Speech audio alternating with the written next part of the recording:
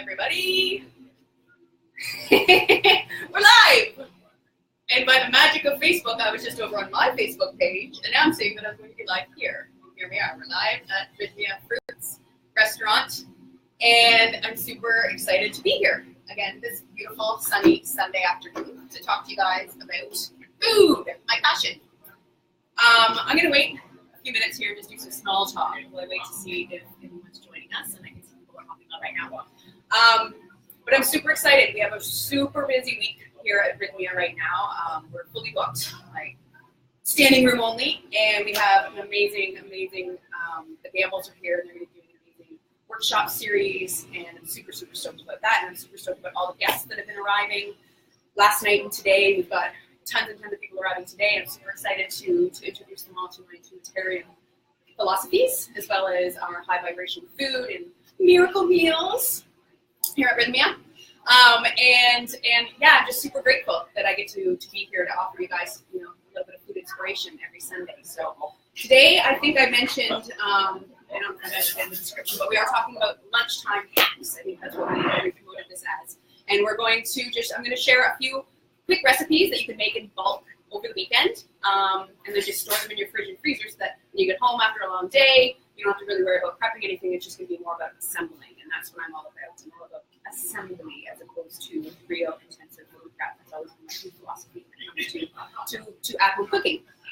When I had my previous life in Toronto, I was a television director. Every Sunday, like that, my thing was getting out at 6 in the morning, going to a 24-hour grocery store, buying all the most amazing produce and ingredients that I could, and then I would go home and spend 8 hours in my kitchen prepping. I would have great music playing, I would just be creating many things for me to enjoy for the rest of the week.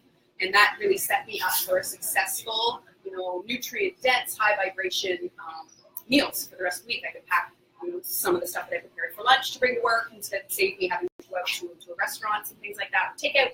And then I always knew that there was something in my fridge for me to have when I got home at night, because quite often I would get home till 8 or 9 at night after by the time I got done my shift at work, and then went boxed or did yoga or something.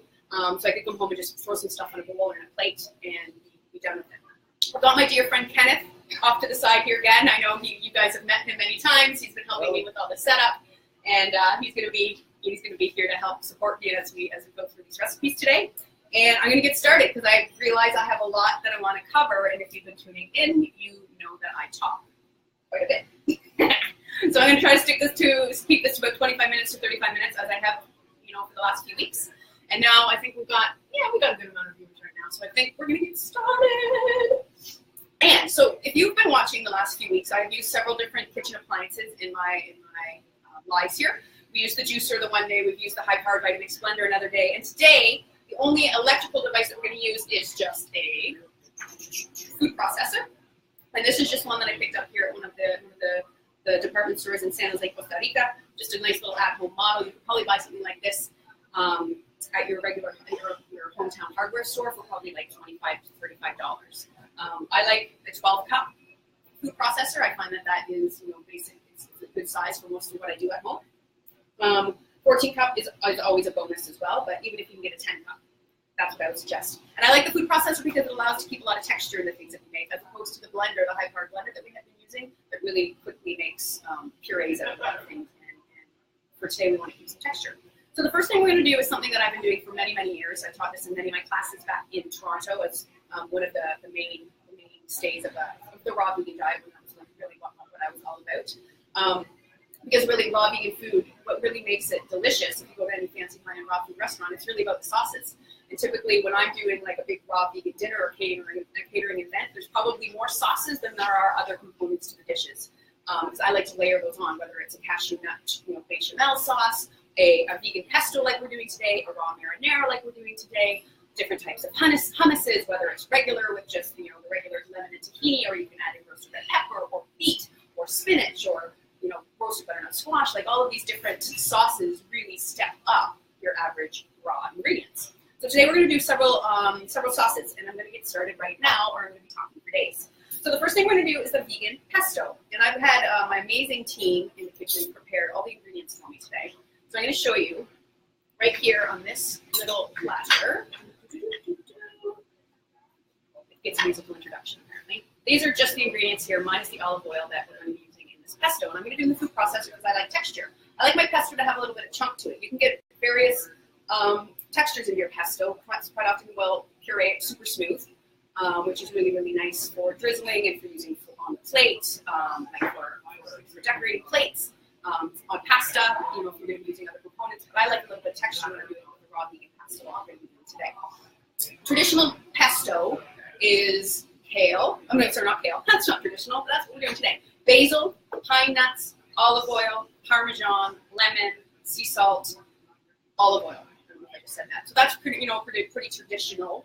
Pretty traditional. What?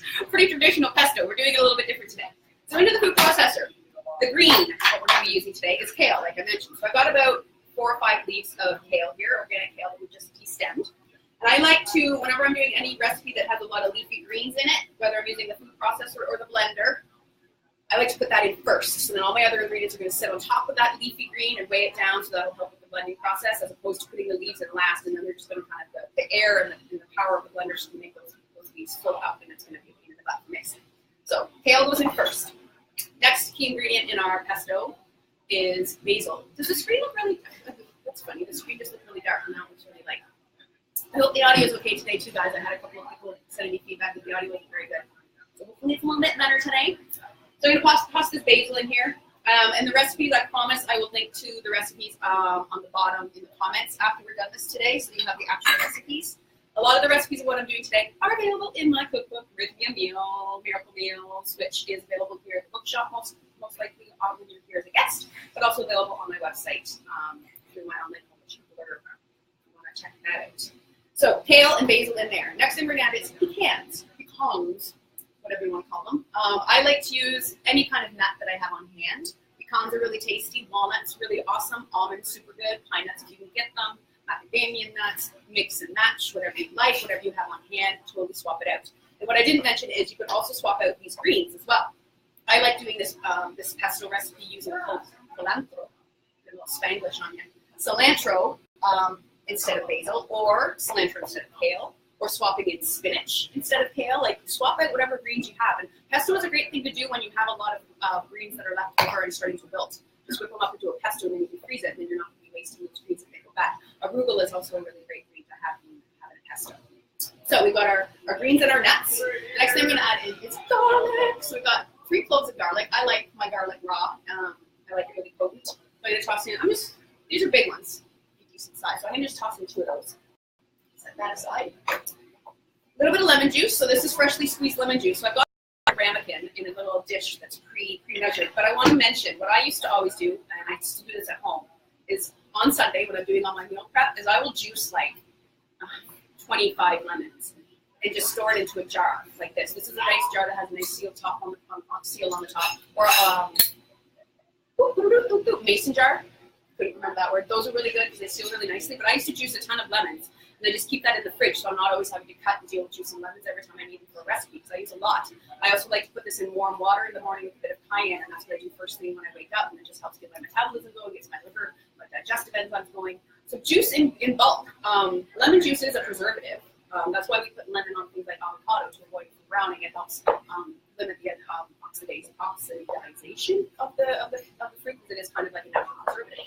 If you look at labels, if you package food, quite often you see citric acid, which is essentially lemon juice. It's a preservative. So if you're going to juice it a bunch in advance, it's going to preserve itself to a certain extent. And I would keep it up in the fridge in a bottle for up to 7 days. And you're not going to lose much nutritional value or taste. But after 7 days, then it's going to start to deplete a little bit. So do yourself a favor, man. Juice a ton of lemon juice or lime juice or both. Do a jar of each, and then you're set.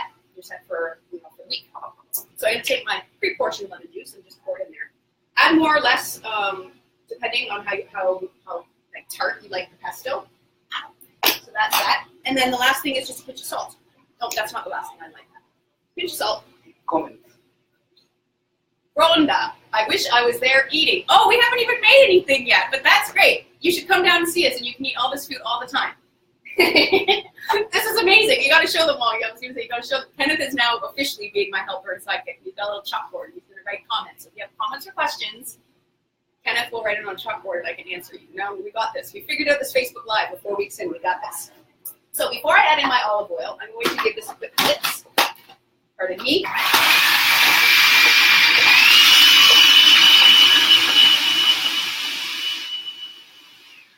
Like I said, I want it to have a little bit of texture. So, it smells good already. Oh, there's 2 more ingredients. I forgot about one thing. If you have access to nutritional yeast, I think we talked about this in one of the other lives. This is the inactive flaky yellow yeast, byproduct of molasses production, super high in, could be high in protein and as well, depending on what brand you get, but super tasty, smells like sticky feet. This is my cheese substitute, so that's what we're going to use today. Oh, sidetrack. Sandra says, Chef Meg rocks. Yeah, amazing. Is this Sandra Pascal by any chance? What Sandra is it? Did you happen to see? Anyways, I'm sure I love you, Sandra, and it's so wonderful to have you tuning in. Thank you so much. So I'm going to add in just a couple tablespoons of this nutritional yeast, and that's just a cheese substitute. It's optional. We don't actually use it in the recipes here at Rythmia because I can't get this in bulk down here, but I keep it out on hand at home. So we're adding that in. And then the last thing we're going to add in is our olive oil, and I've just got a little bowl of it here. And again, this is, you can add as much or as little as you want, depending on the texture you want. So I'm just going to put in a few teaspoons here, get the blender going, or the food processor going, and then I'm going to pour a bit in so it'll emulsify a little bit. Yay! I'm going to just scrape down the sides. Carmen says, hello, Meg. Hello, Carmen. Nice to see you. Well, hear from you. I can't see you, but so awesome to hear from you. So great. I love this interaction. I don't have anyone sitting here with me today, so this is super great, guys. Keep it coming. I feel kind of lonely. Sundays are a funny day because we have a lot of people checking out and a lot of people checking in, so not a lot of action for me as far as visitors to hang out with me and fruits. But that's fine. I've got Kenneth and I've got all of you. So I'm going to get one more quick blitz. Awesome sauce. Give that a little tape. I just threw my spoon into the cool towel bin because that's who I am. I'm a bit of a klutz and I'm not ashamed about that. Look at this little. Yeah, that's great. So as you can see, I'm going to bring this little bit of texture on it. So it's kind of almost just like an herb puree, and that's what I want to go for today because I'm using it in two different recipes. The first thing we're going to use it for is Marina says, hola Meg, happy belated. Oh, thank you. Thank you so much. Yes, it was my birthday on Friday. I turned 67 years old. I just eat a lot of raw food. Just kidding. 37. 37, feeling strong. I feel better at 37 than I did at 27. I'll tell you that.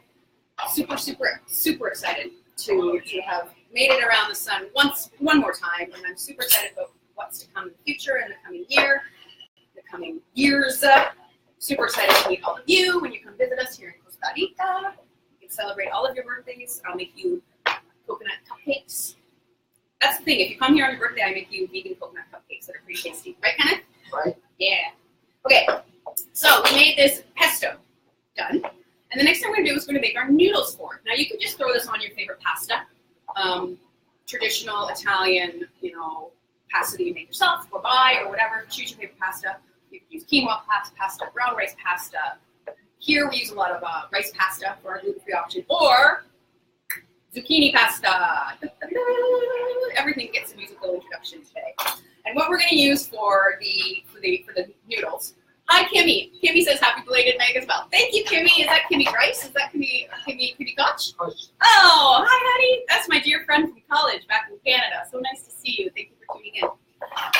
We are going to use this here machine, and this is a spiralizing machine. And this is the third one that I've gone through here at the kitchen. I use it all the time. And this thing, I've been using this for years and years and years and years. When I first started in the raw food world, it was actually kind of hard to find them. And then when you did, they were quite expensive. But now you can buy them at a lot of supermarkets, regular old department supermarkets have them for sale. And for pretty cheap. I got this one on Amazon for like $20. So you can buy these anywhere. And the beauty of this machine, and I'm going to show you how to use it in a second, is it comes with various different blades. Today what we're going to use is this here blade. You can see all these little spiky holes here. Oops, on this side, this is where the noodles are going to come out. We're going to see that in a second. Lily says, thanks for sharing the live with us. Thank you for tuning in, Lily. Thank you so much. This is so much fun. Honestly, I'm having so much fun. I love this. I love this. Like, holy internet. All these people from all over the world, and we can connect and have this conversation live. I'm a child of the 80s, man. The internet didn't exist when I was a kid, so this is still pretty freaking phenomenal to me. So, and then I'm going to show you quickly some other blades. This one is just going to kind of give you slices, and then this is a thicker, more fettuccine style blade. And each one of all of these units that I've seen on the market come with several different blades you can swap out. So it's kind of nice. But honestly, I really just use the spaghetti one for most applications. We can get that back in there. I can't. I'm not going to worry. So we have our zucchini, and for making the noodles, I like to choose a vegetable that is pretty straight, not too much bend to it. Because what we need to do is we need to take that there zucchini. Can you do me a favor? Can you tilt the screen down a bit? I think that it's gone dark for some reason. Just let me see. Yeah, there we go. I need to duck. No, that's perfect. Perfect. Yeah, awesome. Can you see me better now? Can you see me now? Can you see me now? Can you see me now? Yeah. Okay, so taking the zucchini. I'm going to place the center of the zucchini, so right here in the middle, right on this little circular piece of metal right here, and that's what's going to hold my zucchini into space, into the place. Forgive me if you've already used this machine in your life, but I have to do this step by step. Then I just walk it into place, and then we have our zucchini being held there with love. Rhonda says, "Yeah, zucchini pasta. Now I really want to, what, meet me?" Amazing. We missed a word in there. You really want me? Really want? So then all we need to do is turn. So I always just brace it with one hand. I'm putting a bowl underneath here on this side, and then you just turn it. I'm going to turn it to face you so you guys can see how easy this is. And then you have this beautiful noodle coming through. And you could use this I use it for many different vegetables. Zucchini I like because when you put a sauce on it, it becomes very much similar in texture to regular pasta, like an al dente pasta, because it is such a soft vegetable. And it has a pretty mild flavor, so putting a sauce on it, you don't really notice it so much. My nephew doesn't know this.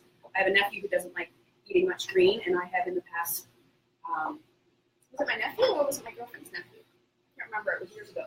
But I snuck this in. I peeled the zucchini so you couldn't see the dark green on the outside. And I snuck it in with regular pasta and tomato sauce and you had no idea. So just a little tip to all you moms and pops out there with kids who don't like green things. Try the zucchini, and even if you just do half and half, you're getting some good veg. Patrick says, "Hi Meg, big love to you." Hi Patrick. Patrick from by any chance? From, yeah. Yes! I'm like, what am I, batting 100 now with guessing of who's who? Yeah! I just have a good idea of who might be watching. So I appreciate you guys, all of you for supporting. So here's our zucchini noodles, and like I was saying, other vegetables. Carrot is really, we do carrots quite often here, just put them on the buffet, but people add to their salads. Beets, really, really pretty to spiralize. Sweet potato, daikon radish, like anything. You can spiralize anything, and honestly, if you're gonna want to eat a salad, yes, please, we all want to eat salads, but to make it even more appealing, try making really pretty cut vegetables like this, and it's gonna make it just that much more enjoyable to eat. And the presentation factor, there's good wow factors. Making a salad for friends and family and entertaining, a little unit like this is super awesome to have. So I'm going to get that out of the way. And I'm going to actually sidebar a little bit. I've had this little contraption for 10 years, and I bought it originally when I started into exploring raw food because it was a really cheap and easy alternative. Jennifer Smith says, "Wow, that's fast." I know, right? Those little machines are incredible. You don't even need much elbow grease. So this little unit, I'm going to come up here. This is my to-go Julienne peeler. So you can see that this is a peeler. It's got two blades, a regular peeling blade here. And then on this side, it's got little teeth. And I'm going to demo it in a second, but it gives you the Julienne noodle without having to lug this big machine around with you. So I use this quite often when I'm doing like traveling to do cooking demonstrations or catering. And then all you do is run the Julienne side down, and look at, you get these beautiful little strings. So it's the same idea with pasta. You can do that with other vegetables as well. So, and then I got this at a hardware store for like $7 or something, and then I just carry it with me. I always carry this and coconut oil with me because those two things solve everything. Okay, so we got our pasta here. So now what we can do is add a little bit of our pesto on top. And then this right here with some sliced, cherry tomatoes, black olives, and a drizzle of olive oil would be a great light summer lunch, or even in the winter. You could even, if you want, you could saute those noodles up with a little bit of garlic in the frying pan first, and then throw your pesto on top. Super, super delicious. So there's one easy meal. And I'll tell you, this pesto freezes wonderfully. I used to make big batches, like triple batches of it, and then freeze it in little mini mason jars like this that you can buy these amazing sealing plastic lids for, and I would individually freeze them in little containers this size. And when I would come home, I would just take one of these out, and there's my serving of pesto, or my serving of marinara, or others. And the next thing we're going to get to is the marinara sauce. So meal number 1. Zucchini noodles also. I used to spiralize a ton of those on Sunday mornings and put them in a big glass Tupperware with a paper towel on the bottom, the noodles, and a paper towel on top. And those paper towels would just, or tea towel, would absorb any excess moisture, so it helped avoid the noodles going bad too quickly. And they would be good in the fridge for 5 days. And then you can get home, and then if you got your pesto in the freezer and these noodles done, then you don't have to. All you're doing is throwing it in a dish, and you're done. You're good. And then adding any other accoutrements. Did I say that word right? I don't know. Additional ingredients. Kimmy Koch says, "Come here and feed me." Well, I would, but it's kind of cold in Canada now, and I'm not really big on visiting this time of year. But maybe next summer we can talk, and I'll do that. And will there be a baby in the picture by then? I believe you're going to have a little new one in the family by then. So that's a good reason for me to visit. And fill your fridge and freezer with food like this. Okay, so the next thing I'm going to show you right now, real quick. Actually, no, I'm going to do the marinara. So what I'm going to do is I'm going to scrape this out. And I think I've done this, and I've mentioned this in the past to you guys, that when we're doing all of these raw vegan dishes, I'm not really all that concerned about cross-contamination or being really, because it's all just plants. So all I'm going to do is give this process a little scrape out. Really, who wants to do dishes? I mean, I like doing dishes, but I believe it's kind of therapeutic for me. But most people, that's the biggest pain in the butt, is when you're doing a lot of food prep, you're always having to wash and rewash and wash and rewash. You want to come in and say hi? We're live on Facebook. Yeah! Did you get your miracle this week? Yes, he got his miracle! All right, so there's our pesto. That's going to go in the freezer later, or I'm going to eat it. So now we got our box. Holy, food processor empty here, more or less. And now we're going to make a raw marinara. Super easy, and this is another staple in my first cookbook that I had, that I'd written, what was it called? Not Wellness Morsels, also there on my website. My raw lasagna was like, that was like my first real love-infused raw vegan recipe that I created. It was a version of a raw lasagna that I'd had at a restaurant in New York City. And then my first fiance and I recreated it at home, and then I kept editing it, and it was in a couple of magazines, and I had some really beautiful food photography of it. But the marinara is still one of my favorite things to make. So it's super easy. In our food processor, we're going to toss in the base, tomato. The recipe that I'm going to give you calls for cherry tomatoes, really just because I like the sweetness of it. But today I had some odds and ends. These were like leftover pieces of regular tomato that we had left over from some food prep for lunch. So I'm going to toss that in. A worth. Sun-dried tomato, and this is just for another depth of flavor, but also it's going to help thicken the marinara. So this is just some sun-dried tomato, tossing that in. Handful of basil, because basil and tomato, and a clove of garlic. Pinch of salt. Where'd my salt go? I'm like, oh, where's my salt in this recipe? Pinch of salt. And then we're going to put that on the food processor, and we're just going to drizzle in a bit more olive oil. And that's going to help emulsify. And that's your raw marinara. Come on, you can add in some balsamic vinegar if you want. I always like balsamic in my tomato sauces, but today we're going to keep it really simple. Blending that up, adding a bit of olive oil.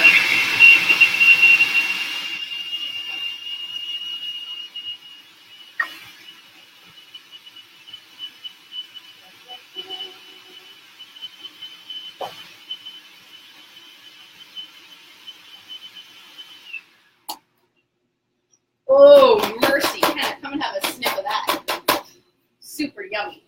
So easy. I was just saying to some guests today at lunch that it doesn't really matter so much technique as long as you have good ingredients, right? And fresh organic ingredients. Exactly, by the way. And it's just like, come on, technique. What kind of technique is this? We're just throwing it in the machine, letting the machine do the work. I'm all about that. So this is our marinara. And again, I'm keeping this quite textured because I like texture and I like to chew things. So that's our marinara sauce. So I'm just going to do a quick little example of a raw lasagna. So what I've got here is I've just got some thinly sliced zucchini. Those are going to be our lasagna noodles, and some thinly sliced tomato. You could also do some thinly sliced peppers or eggplant or oh, maybe I will. I've got a couple pieces of cooked eggplant here, which is nice to combine the cooked and the raw. So I've got a little eggplant here that I'm going to use. And then I'm just going to layer this up so it becomes like a lasagna. My friend Kim, who I worked with for a long time in television, this was a recipe that I made for her several times back in Toronto. She really loved it. super satisfied, even though I think she likes beef and things like that, but she was super satisfied after this meal. So I've also got here some cashew cheese. So this is just cashew with some cilantro, some nutritional yeast, a little bit of garlic, water to thin, and a bit of cumin, and a probiotic capsule. And I can give you that recipe as well. And this is just a nice alternative to a ricotta, for example. So what I'm going to do here is I'm going to add first a schlop of this here tomato sauce on the bottom of the plate. So pretty. Then I'm going to add a noodle, zucchini noodle. Then I'm going to add a layer of pesto. Then I'm going to add a tomato. Then I'm going to add some of my cashew ricotta. Then I'm going to add in another zucchini noodle. I'm kind of like pressing it down so that the sauce kind of starts to spray out the side. Kind of, you're going to be the taste tester for this. Eggplant. Put that on top. So yummy. A little bit more of this here tomato. And look at, so like I was saying, if we have these sauces ready, all you need to do is slice up your veggies really thin and slap them together into a dish like this. And you've got dinner on the table in like no time flat. And then let's add in, what do I have here? A little bit of cilantro on the plate. So pretty. A drizzle of balsamic reduction would be really lovely on there. And then look at this. Come on. How pretty is that? And like, it looks like something you could order from a restaurant, right? Because of all the color and the different layers and all the sauces. And this is something you can make for friends and family as a salad. This could be an appetizer if you were going to do something like a roast chicken dinner or something. Make something like this for your salad as opposed to just your standard salad. So there you go. There's another meal. And all you need to do is have your sauces on hand. What do you think, Kenneth? Nice. I'm going to give that to you over there. So what do we got here? We've got 2 recipes and had 2 meals. We've got our pasta dinner and we got our lasagna dinner. Jennifer says, do you use a mandolin to get the thin slice? Typically, yes, Jennifer, I do. I have a little tiny plastic mandolin that I've been using for years that I bought at a department store in Canada years ago, and that's what I typically use. Today I didn't, but my slices are a little bit thick, so I was in a rush getting set up, and I just used my knife. But a mandolin is a brilliant tool to have. If you're not sure what that is, you can Google it, obviously, or I will probably be demoing using the mandolin in an upcoming video, I'm certain. So we got our 2 sauces. And we're going to move on. Like I said, this cashew cheese, I will send you a link to, or it's in my first cookbook, so on and so forth. The next thing I also need a food processor for. And this is kind of good. So I did the green sauce first, then I've done a red sauce, and the next thing is also going to be a tomato-based recipe. So I'm going to just scrape this out and start again. And the next thing we're going to do is we're going to go, so we've done a little bit of Italian today, and next we're going to do a little bit of Mexicana, and we're going to do, I'm going to scrape, not talk, but scrape this, because I'm sure it's making some annoying sound. So scrape that out. Sauce number 2. We're going to do tacos, raw vegan tacos, and I've done this in workshops for many years, and it's one of my favorite recipes, and it's super low cost, and super delicious, and multifunctional. So the base of this recipe is sunflower seeds. So these are just raw whole sunflower seeds, 1.5 cups. And I'm going to toss those into my food processor. And then look at this. This is so pretty. The recipe, when you read it, it looks like a long recipe because there's lots of ingredients, but it's mostly just like spices and stuff. Oops. And cilantro that I've just done. No big deal. So we got our sunflower seeds. The next thing is, once again, sun-dried tomatoes. And this is going to give us some nice chewy texture. Put those in there. A little bit of oregano, and this is just dried powdered oregano. Again, not measuring, but you guys will get the proper recipe. Some dried, powdered onion. Dried powdered onion. Again, if you don't have all of these things, it's not necessary. This is just adding a nice depth of flavor. Pinch of sea salt. Cumin, best thing. Can't have a good Mexican dish without some good cumin. About a teaspoon, and we've got that whole thing in there. Garlic. Now what we've gone here is we've got 2 cloves that we've gone ahead and minced so that we're not going to end up with any big chunks when we're in our final product. The other thing you can do is use one of these. This is a microplane or a rasp. I always have one in my knife kit here because I hate chopping garlic. So what you can do is just take your big clove of garlic, peel it, take your rasp, and then just grate it. And this is make one of the most brilliant ways to get a really, really fine mince on a piece of garlic without having to deal with chopping it, because that's not fun. Just bang it off and make sure you give it a good wash. I use this for many things. I use this for grating garlic. I use it for grating ginger. I use it for grating chocolate over desserts. You know, you name it. Nutmeg. This is the best tool. I highly recommend one of these as well. Super cheap. So I'm going to only add in half of this little ramekin with garlic since I've got one whole raw one in there already. Lemon juice. Again, I've got it pre-portioned. You could use your pre-juiced lemon. Dump that in. That's just going to give a little brightness. Paprika. Nice red. I like sweet paprika. This one is a bit more of a hot one, so I'm not going to add in too much. Just add a little flair. And tamari, or soy sauce, or namashoyu, or coconut aminos, or Bragg's aminos, whatever you want to do. But this is like that umami, deep flavor that we all like. Add that in there, and it's also giving us a bit of moisture to help with the processing process. And then onto our food processor we go. Oh, my cilantro I forgot to add in. What is this? I don't think I have olive oil in my recipe for this version of it. Oh yeah, I do. Tablespoon of olive oil. I have another version of a. This is kind of like a nutless, it's a nutless taco meat. It's not meat. For tacos, and I have another that's more Italian style in my first cookbook that's got almond butter and basil, and it's also with sun-dried tomatoes and sunflower seed base, super yummy as well. Lawrence says, is there somewhere I can get the recipe in writing? Yes. Afterwards, I'm going to post the recipes in the comments so that you can copy and paste those and use the recipes at home. Like I said, a couple of the recipes, no, I'm going to give you them all. You don't need to buy my cookbook. But you would love it if you bought my cookbook, Miracle Noodles. It's available on Amazon and on my website, like I said. Okay. So, lid on blending the taco nut meat.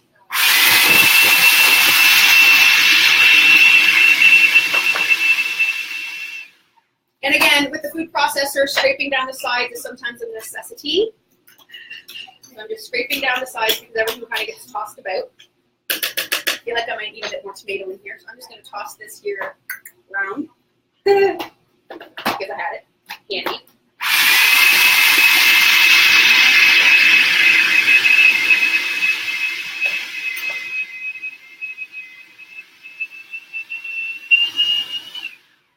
All right, now this is a fun little treat.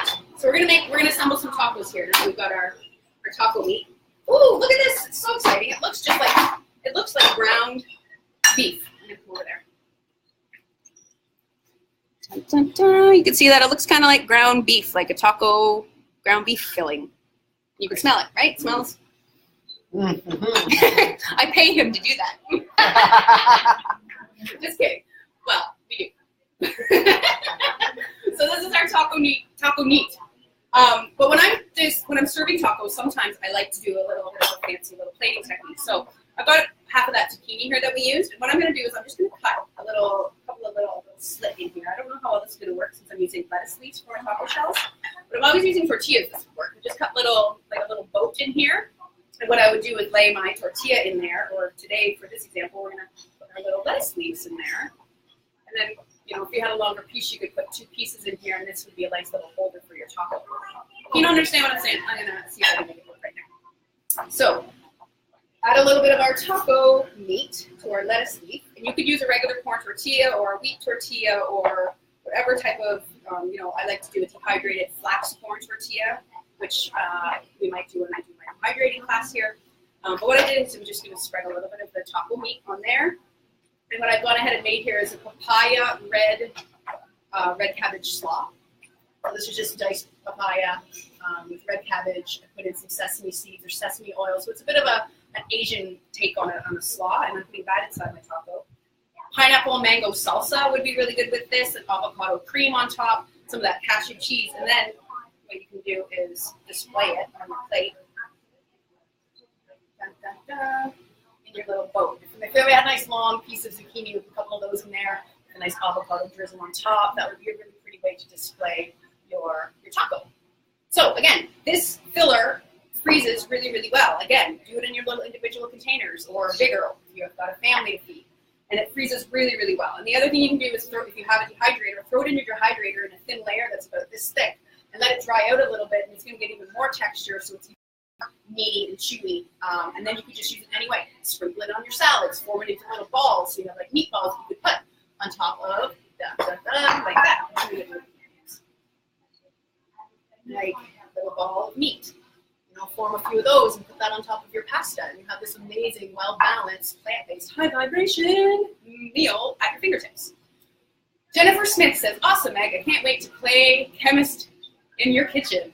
Amazing. That's exactly what it is. This is food alchemy, and we're just playing, and there's no rules, and I'm washing my hands off the screen. So that's our nutless taco meat. And come on, how quick has this been? How long have I been talking? Wow, 37 minutes, longer than I expected. But if I wasn't talking so much, this would take you like 5 minutes to make each of these things. So, taco meat. Benito. What is next? What is next on my list? More food prep. Just the little ideas. Sheet pans, best thing in the world. If you go on to Pinterest or Google sheet pan dinners, you're going to come up with so many. But what I always do, while I'm doing all of this, before I've started on this prep, is I will take a ton of mixed vegetables, whatever I have on hand, whatever's in season, whatever looks good at the market, give it a quick wash, toss it onto a sheet pan. I like to use a bit of parchment that's, recyclable paper, olive oil, sea salt, black pepper, boom, throw it in the oven, roast it off, and then you have all of these beautiful cooked veggies to use in any way you want for the week. What I used to do is I would roast a ton of veggies. I've got pumpkin here, eggplant, broccoli, you name it, and I would cook a big batch of brown rice. And then I put the brown rice in individual freezer bags in the freezer and just stack it. Like fill my bag, flatten it out, stick it in the freezer, and just stack a bunch of them. Same way I would freeze soups if I made a bunch of soups. Put it in a Ziploc bag, stack them in flat squares in the freezer, so then I can see exactly what I have and just pull out individual servings whenever I needed it. Do the same with your sheet pan vegetables. Freeze some, and then you have it frozen. Then you can take it out and just heat it up and puree it into a soup. Really quick soup idea. Or serve this with cooked rice. Any of these sauces, a little bit of tahini, avocado, whatever, and then you've got an amazing meal that's ready to go. I used to do this and do curry with the vegetables. A little bit of ghee, which is clarified butter, so it's almost like an Indian flair. So definitely recommend sheet pan baking. Super easy. No fuss, no muss. And the colors and the flavor, increíble.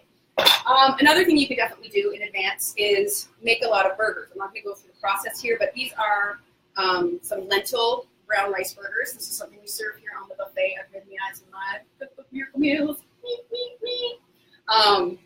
But super easy. This recipe is especially easy because all the ingredients, you just put them in a big pot with water and cook it.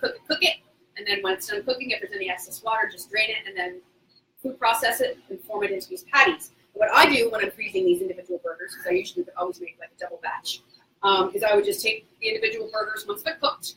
Or you could freeze them raw as well. It's up to you. I like to do it cooked because then it would just be able to really, really quick reheat. A little piece of, again, recyclable parchment paper between each one. Stack them up.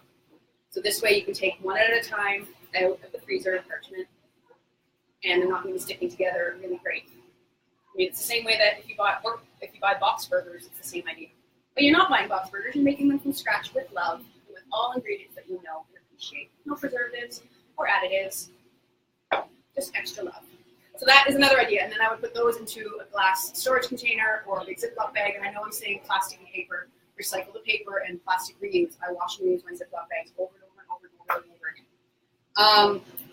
What else? Kenneth, what else is on my list? Okay, so the last thing, and probably the most important, because life is short, eat dessert first. So we should have done this first.